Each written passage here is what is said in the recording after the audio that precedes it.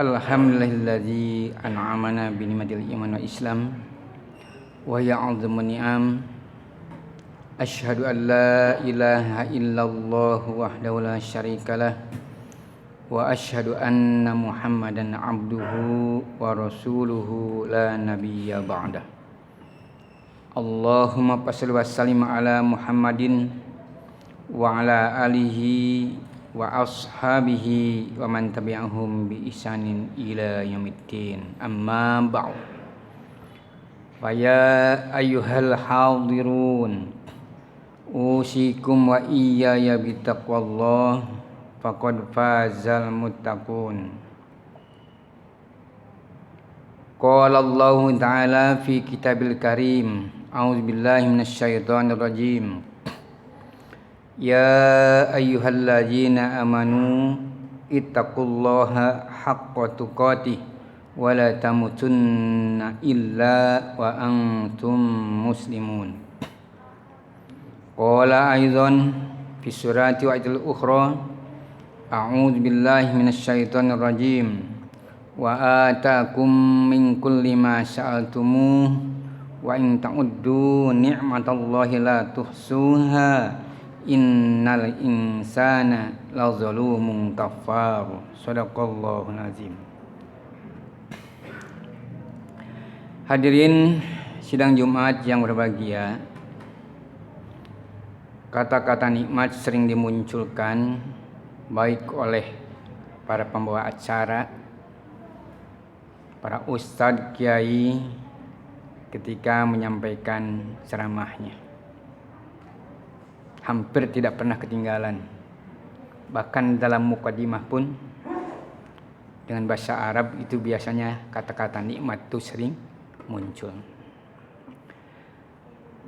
Nikmat berasal dari akar kata na'ama yan'amu, na'matan atau nikmatan.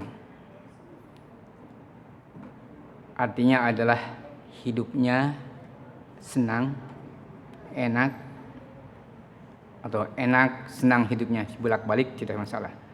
Kalau menurut bahasa Indonesia, nikmat adalah sedap, enak, senang, gembira, atau enjoy kalau bahasa anak muda sekarang. Itulah arti dari kata nikmat.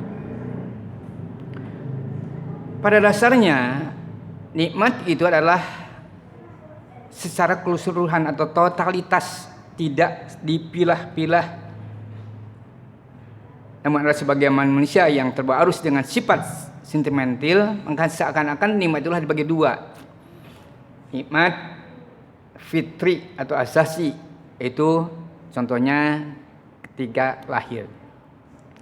Kita tentunya sebagai seorang ayah mempunyai istri yang pada saat itu melahirkan, maka pada saat melahirkan anak itu normal, sempurna, baik dari segi organ tubuhnya, kesehatannya, adalah itu nikmat.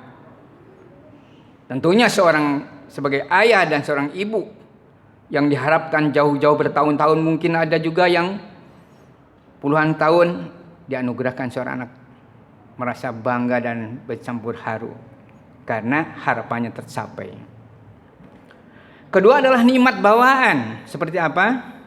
Pangkat, harta melimpah ruah, kedudukan tinggi, atau kita dianugerahkan punya anak yang cantik-cantik, yang cakep-cakep. Itulah istilahnya nikmat bawaan. Padahal nikmat itu tidak harus dipilah-pilah. Tentunya kita sebagai makhluk manusia yang sempurna sudah seyogyanya dan selayaknya harus sering bersyukur pada Allah SWT. Karena limpahan nikmat yang diberikan kepada kita tentunya tidak terhitung banyaknya. Makanya disitir di dalam surat Ibrahim ayat 34 surat 14. Wa atakum min kulli ma sa'altumu wa in ta'uddu nikmatallahi la tuhsuha innal insana lazalumun kafar. Kata Allah, kami telah berikan apa yang kalian inginkan. Kami sudah persiapkan apa yang kalian harapkan. Wa in ta'uddu ni'matallahi tusuha. Dan sekiranya menghitung imannya aku telah berikan kepada kalian dengan teknologi apapun, maka tidak akan sanggup untuk mengikutnya. Tapi justru kebanyakan manusia bukannya bersyukur, ingkar. Seakan Allah memberikan nikmat itulah hasil jerih payah sendiri. Padahal siapakah yang beri tenaga, siapakah yang beri otak, siapakah yang beri pikiran? Itu Allah SWT. Hadirin Jumat yang dirahmati Allah, khatib ingin mengutip dari sekian banyak nikmat yang Allah berikan kepada kita. Mengutip dari bukunya Yusuf Qaradawi yang berjudul Al-Iman wa Hayah.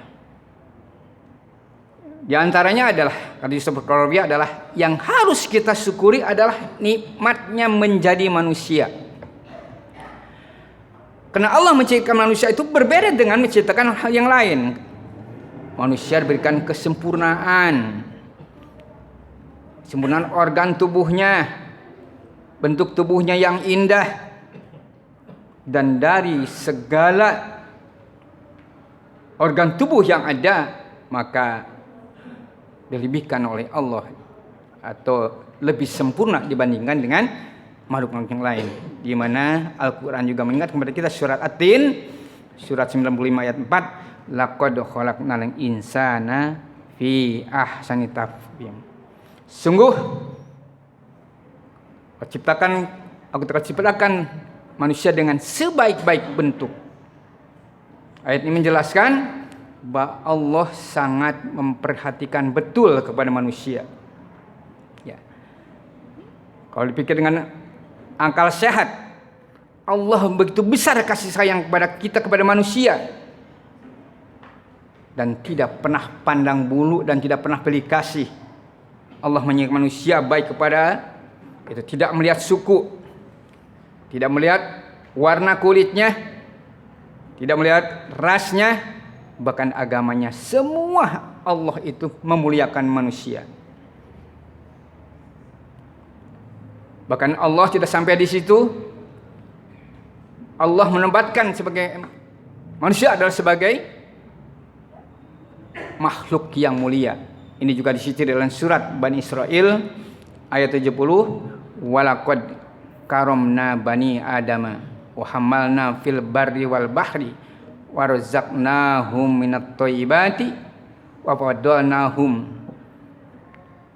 ala katsir mimman khalaqna tabdila. Dan sungguh kami telah muliakan anak cucu Adam, dan mereka kami angkat dari daratan dan lautan, dan kami beri mereka rezeki yang baik-baik. Bahkan kami lebihkan mereka dengan kelebihan yang sangat sempurna dengan makhluk yang kami ciptakan, kata Allah.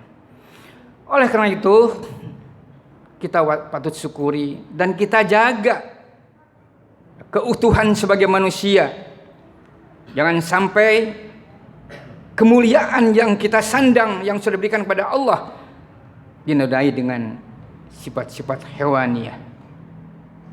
Karena manusia adalah diberikan akal dan nafsu, sementara hewan adalah hanya diberikan nafsu. Maka jangan sampai sifat-sifat hewaniah yang tentunya hawa nafsu bercokol dalam diri kita, maka kalau sudah kita tidak mampu untuk membendungnya, hawa nafsu yang dalam diri kita, maka akan menghalalkan segala cara tentunya. Inilah yang harus kita jaga. Yang kedua adalah dengan kita bersyukur karena manusia diberikan ilmu. Sebagaimana kita ketahui bahwa manusia dilahirkan dalam keadaan telanjang bulat, tidak bawa harta apa-apa dan tidak mengerti apa-apa. Ini juga sudah dibuktikan, memfoniskan dalam Al-Quran surat An-Nahl surat 78, akhrajakum wallahu akhrajakum min butuni ummahatikum la ta'lamuna syai'a wa ja'alakum sam'an wal basar wal afidah la'akum tashkurun. Allah telah mengeluarkan kalian dari perut ibu dalam keadaan telanjang bulat, tidak mengerti apa-apa. Lalu kata Allah, jadikan sam'a, pendengaran, wal basar, penglihatan, wal afidah, hati, agar kalian bersyukur. Hadirin yang Jumat rahimakumullah, ini juga adalah atas kasih sayang Allah terhadap manusia. Dan sejak lahir, seiring semakin besar, semakin dewasa, Allah akan berikan ilmu dikit demi dikit sesuai dengan kemampuannya. Itulah Allah yang begitu Maha Rahman. Bagaimana mungkin kalau saja Allah terberikan ilmu kepada manusia, tidak akan mungkin kampung ini seindah seperti ini. Kalau saja Allah diberikan ilmu kepada manusia, tidak akan mungkin ada jalan panjang membentang. Dan tidak akan mungkin bisa berjarak jauh dengan begitu cepat kedatangannya ke tempat lain, karena ada teknologi. Itu juga sebenarnya ilmu. Kalau dulu mungkin tahun 60-an kita berangkat naik haji dari Jakarta atau dari tempat sini dengan naik kapal laut ditempuh dengan 6 bulan, tapi cukup sekarang itu dengan 9 bulan. Itu sebabnya kan karena ada ilmu Allah SWT yang diberikan kepada kita. Kalau dulu mungkin untuk berkomunikasi dengan orang tua harus melalui pos yang jauh mungkin 3 hari, yang cepat ekspres bisa 2 hari, yang jauh biasa 1 minggu. Tapi sekarang hanya bermodalkan 10.000 milik kuota kita bisa berkomunikasi. Itulah karena adanya ilmu yang diberikan Allah kepada kita. Oleh karena itu, siapapun yang punya ilmu, janganlah dipakai sarangan, janganlah dipakai sarana untuk membusungkan dada. Janganlah dipakai sarana untuk menjadi pongah. Janganlah kita mempunyai ilmu hanya untuk menterina orang-orang yang bodoh. Maka pakailah ilmu padi, sebagaimana dalam berbahasa kita, padi kian berisi, kian berunduk. Barang siapa ilmunya semakin mumpuni, maka dia harus merendah, menyembunyikan kemampuannya, bukan rendah diri. Merendah, jangan sombong. Itulah ya, karena bagaimanapun, sepandai sepintarnya apapun manusia, kata Allah, tetap masih ada kekurangannya. Wa ma utitu minal ilmi illa qalila. Dan tidak aku berikan ilmu, kata Allah, kecuali sedikit saja, sesuil saja. Surat Bani Israel ayat 85. Itulah, maka kita harus syukuri, manfaatkan ilmu itu, paling tidak untuk manfaat diri kita sendiri atau untuk orang lain. Khairun nas yanfa'un nas. Sebaik-baik manusia di antara kamu adalah bisa memberikan manfaat kepada orang lain. Yang ketiga adalah kita harus syukuri nikmat iman. Kenapa Allah memberikan iman kepada kita? Agar kita memberikan kepercayaan penuh mutlak kepada Allah, bahwa Allah itu adalah Maha Kuasa, Allah itu Maha Rahim, Allah itu Maha segalanya, Allah itu tidak ada tandingan, bandingan dan sandingannya. Qul huwallahu ahad. Katakan Muhammad, Allah itu Esa. Tapi masih banyak. Setiap sholat, iyyaka na'budu wa iyyaka nasta'in. Masih juga mencari solusi kepada para dukun. Masih juga menghadapi persoalan kepada paranormal. Bahkan datang ke gunung-gunung untuk mencari, memecahkan persoalan. Itu malah justru malah musyrik termasuknya. Amal kita akan hilang. Sekarang orang sudah 60 tahun mungkin ibadah dari mulai balik, dan 40 tahun kalau masih juga kita berbuat musyrik, kata Allah, tidak akan didapatkan amal secuil pun, bahkan justru akan hilang. Walaqad uhiya ilaika wa ilal ladzina min qablika la in asyrakta la yahbatanna amaluka wa la takunanna minal khasirin. Surat Al-Zumar ayat 65. Ya, barang siapa di ujung ayat, barang siapa yang berbuat syirik kepada Allah, maka amalnya akan hilang. Tidak akan ada yang nyangkut sedikit pun. Maka harus hati-hati, jauhi hal-hal yang bermusyrik, termasuk riya. Adakan itu musyrik, apa termasuk musyrik khafi. Lalu kenapa Allah memberikan iman kepada kita? Agar manusia ada tempat berpijak dan tali bergantung, tidak salah kaprah, bagaikan kapas Tertiup angin, kemana angin bertiup, maka kesanalah kapas terbang. Lalu kenapa Allah berikan iman kepada kita? Agar kita mampu membentengi akal dan ilmu. Jangan sampai ilmu dipertuhan, sampai akal menjadikan Tuhan. Tidak sedikit yang namanya jil, itu adalah dikutak-atik.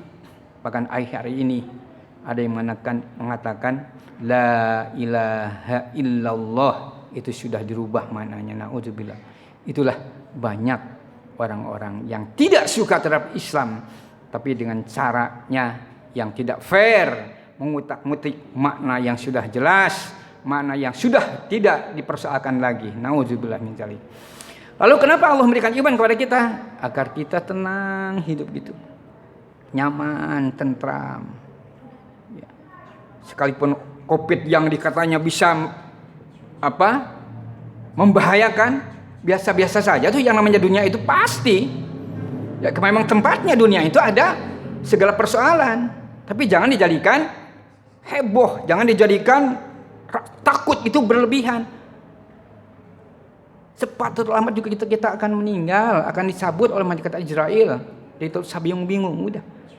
Kita hidup itu berdoa dan ikhtiar. Tak usah takut-takut. Apalagi konon katanya swab, PCR. Jadi hitung-hitungan dengan rakyat, dijoblikan kepada rakyat dengan harga mahal. Na'udzubillah min dzalik. Kurang apa kekayaannya seperti itu? Na'udzubillah min dzalik. Rakyat sudah dimiskin lagi. Na'udzubillah. Bagaimana ini menteri otak seperti ini? Apa tidak mikir mati mereka? Toh harta dan kekayaan juga semuanya pangkat kita dibawa mati. Yang menolong kita hidup ini adalah amal. Doakan supaya oknum-oknum menteri ini supaya sadar, supaya taubat di akhir hayatnya. Hanya mengumpulkan harta, menumpuk-numpuk harta, sementara miskin, sementara rakyat betul-betul penuh kemiskinan. Na'udzubillah. Oleh karena itu kata Allah, kita tetap tenang. Kalau orang iman tetap tenang. Alladzina amanu tatma'innu qulubuhum bizikrillah. Ala bizikrillah tatma'innu qulub. Orang-orang yang beriman hidupnya akan sentul ingat pada Allah karena tenang. Agar tenang dan ingat, orang yang senantiasa ingat pada Allah itu akan tenang jiwanya. Surat ke-13 ayat 28. Oleh karena itu, ketiga nikmat yang kita dapatkan dari sekian banyak nikmat, maka aplikasikan dalam kehidupan sehari dan kita syukuri yang diwujudkan dengan berbagai aktivitas ibadah. Demikianlah khutbah yang singkat ini, mudah-mudahan ada manfaatnya khusus untuk hidup sendiri dan bagi kita yang hadir. Barakallahu lakum bil Qur'an azim wa nafa'ani wa iyyakum bima fihi minal ayati wa dzikril hakim. Aqulu qouli hadza fastaghfiru innahu ghafurur rahim.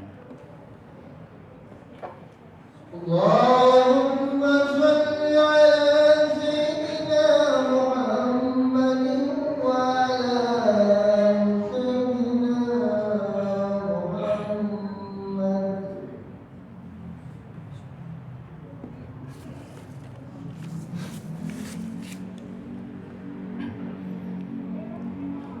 Alhamdulillahilladzi arsala rasulahu bil huda wa dinil haqq liyuzhirul 'ala dini kullihi wa kafa billahi syahida.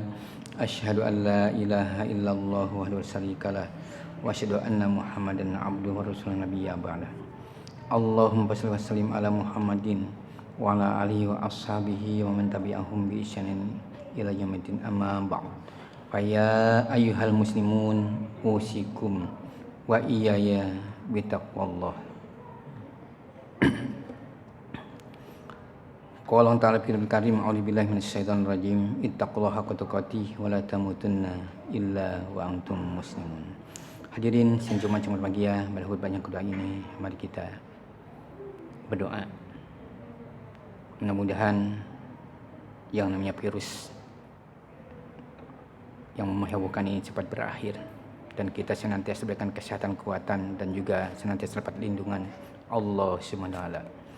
Innallaha malaikatahu yusholluna 'alan nabi ya ayyuhalladzina amanu shallu 'alaihi wa sallimu taslima.